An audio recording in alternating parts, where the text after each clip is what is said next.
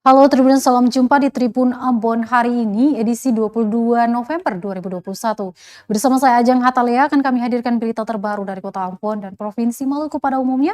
Untuk Tribuners tentunya kita mulai dengan berita pertama. Hujan dan angin kencang di Ambon, talut di Kayu Putih longsor. Hujan deras disertai angin kencang mengguyur wilayah Kota Ambon, menyebabkan longsor di kawasan Dusun Kayu Putih, Negeri Soya, Kecamatan Sirimau pada Senin 22 November 2021. Sekretaris Badan Penanggulangan Bencana Daerah atau BPBD Kota Ambon, Eva Tuhumuri menyebutkan titik longsor terjadi di RT 001 RW 04, tepatnya di rumah keluarga Frederika Latu Papua, di mana talut rumah mereka longsor kurang lebih 11 meter yang materialnya terjatuh ke jalan setapak. Material longsor menutupi badan jalan setapak yang menjadi akses warga di kawasan tersebut.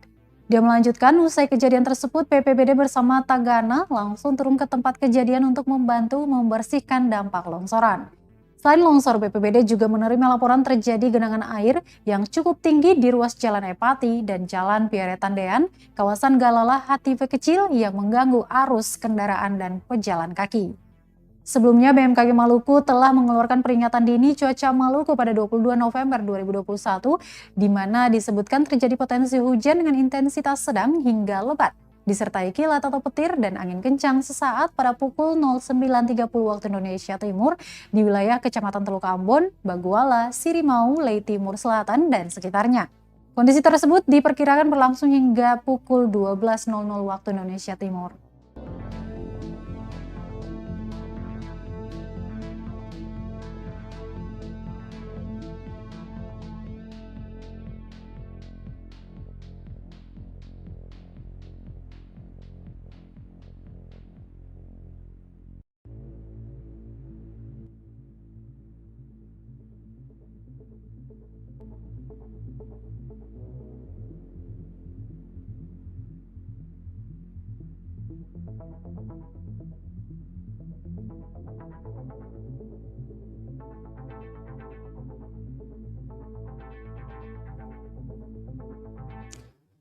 Padahal tidak dipungut biaya, warga belum ambil motor yang ditilang di Telantas Polda Maluku.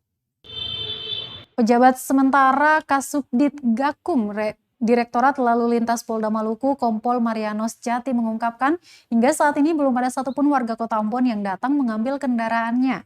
Padahal, kata Jati, tidak ada biaya yang diminta apabila masyarakat ingin mengambil motor milik mereka.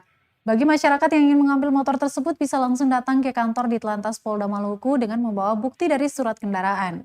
Dikatakan masyarakat juga bisa menelpon di nomor 0852 430 39577. Kami ulangi di 0852 430 39577 atas nama Bribka Herdin untuk mengambil motor tersebut. Karena tidak ada satupun masyarakat yang datang mengambil motornya, saat ini motor menumpuk di kantor di Telantas Polda Maluku maupun Rukbasan Ambon. Pasalnya terdapat 209 unit kendaraan roda 2 yang masih belum diambil pemiliknya.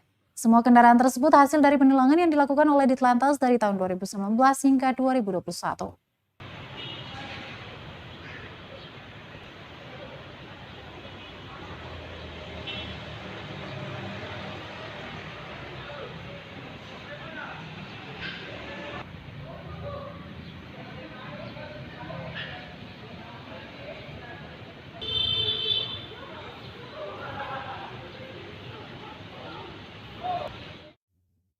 Baik Tribuners, kita ke berita lain. Kejar kelas pelatihan keterampilan mengajar 6 guru di Inamosol, Maluku jalan kaki 34 km. Menempuh jarak 34 km dengan perjalanan kaki menjadi pilihan terakhir bagi 6 tenaga pendidik ini.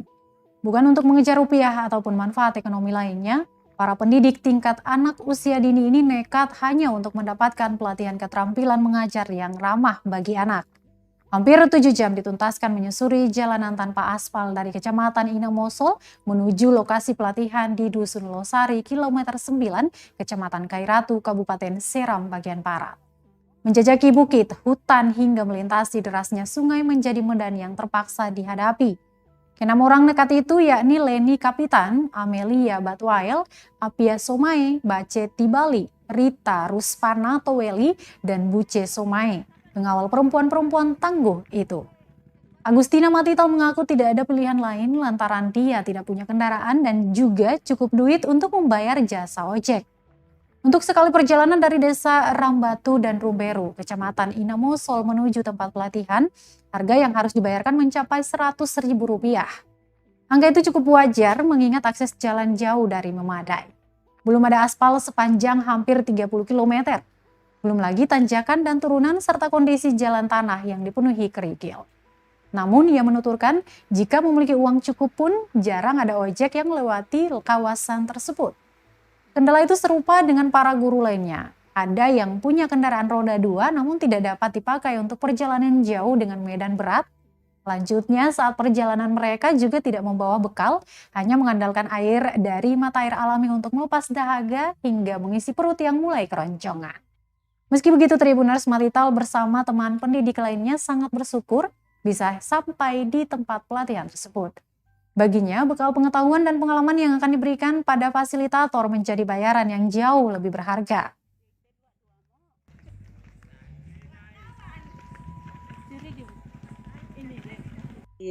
Desa Rumberu, itu kalau ibu dari Desa Rumberu, ibu dari rumah jam 6 pagi, ibu tiba di tempat pelatihan 6 jam.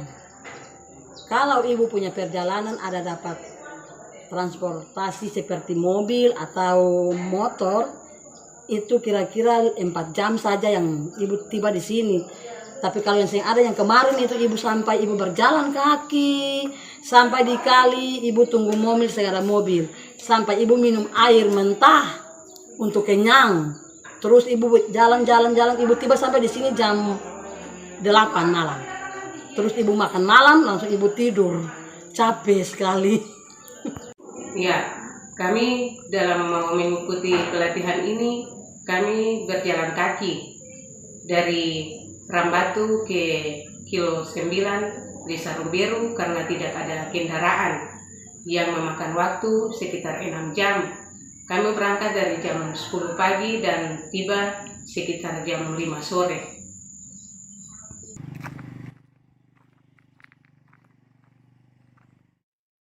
Berita berikut ini terkait penanganan COVID-19 di Maluku. Tingkatkan target capaian Pemda Puru gelar vaksinasi COVID-19 massal di Desa Lala.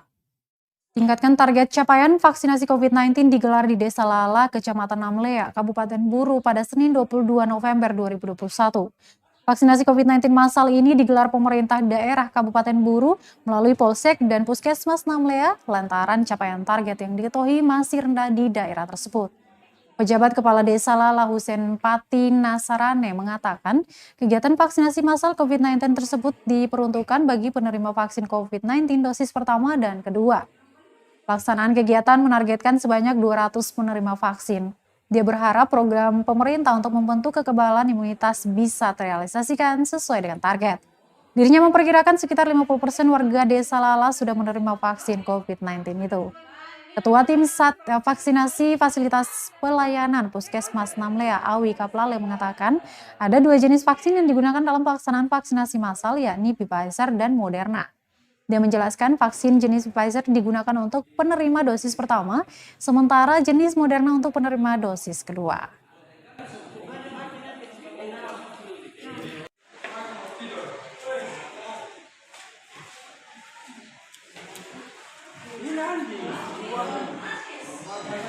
Yang sudah melaksanakan vaksin sampai ini sudah berapa banyak, Pak? Kalau sementara sampai jam 12.20 saya cek tadi sudah 110 orang yang sudah melaksanakan vaksin. Itu untuk tahap 1, tahap 2 ya, Pak? Untuk tahap 1, tahap 2. Ya, untuk harapan Bapak terkait dengan program ini seperti apa? Untuk harapan saya dengan program pemerintah untuk pelaksanaan vaksin ini mudah-mudahan bisa berjalan lancar dan semua orang di desa kami bisa mendapat pelayanan vaksin. Ya, untuk di Desa Lala sendiri kira-kira sudah berapa persen yang melaksanakan vaksinasi, Pak? Ya, kalau Untuk untuk masyarakat. persentasi belum tahu, cuman diperkirakan karena vaksin kemarin tersebar di beberapa titik selain di Desa Lala, Desa Karangjaya, di Kodim, di Kejaksaan dan banyak juga di Pesantren. Kemungkinan besar mungkin di atas 50% sudah tervaksin. Ya, Pak? Ya, jadi hari ini kita vaksinasi di Desa Lala kerjasama dengan aparat pemerintah desa setempat dengan sasaran yang kita akan berikan vaksin itu sekitar 200 sampai 300 lebih. Hari ini vaksin yang kita gunakan 2 jenis vaksin, yaitu vaksin Pfizer dengan dosis 0,3, kemudian vaksin Moderna dengan dosis 0,5. Untuk Pfizer kita berikan untuk sasaran tahap pertama, kemudian untuk Moderna bagi sasaran yang vaksin kedua.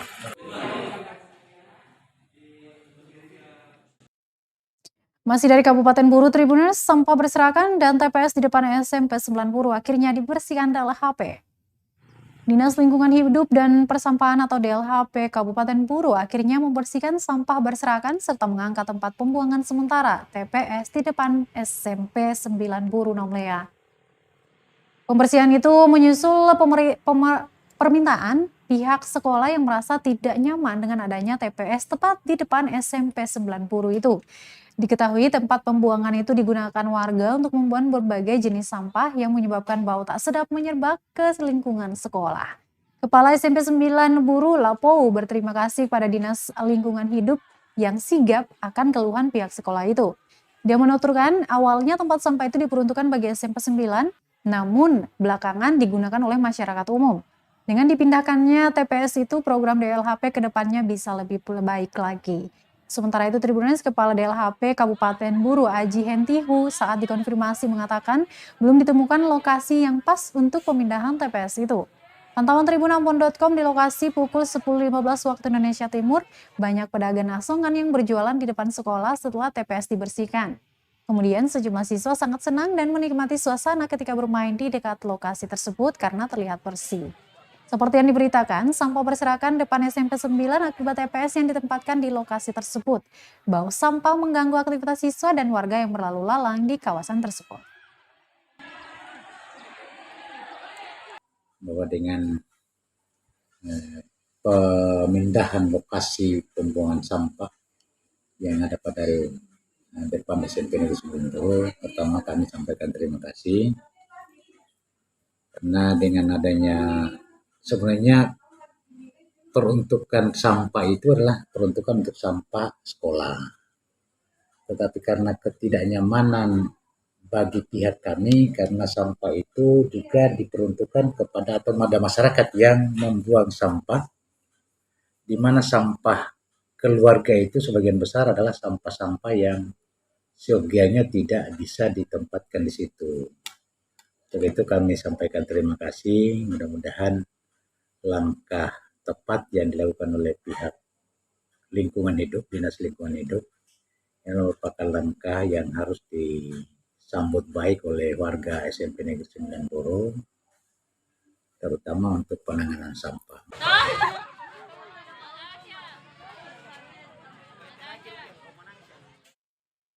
Baik, Tribuners, kita ke berita terakhir. Traffic light di Jalan Pendopo perempatan Polres Pulau Buru Nomlea belum juga diaktifkan.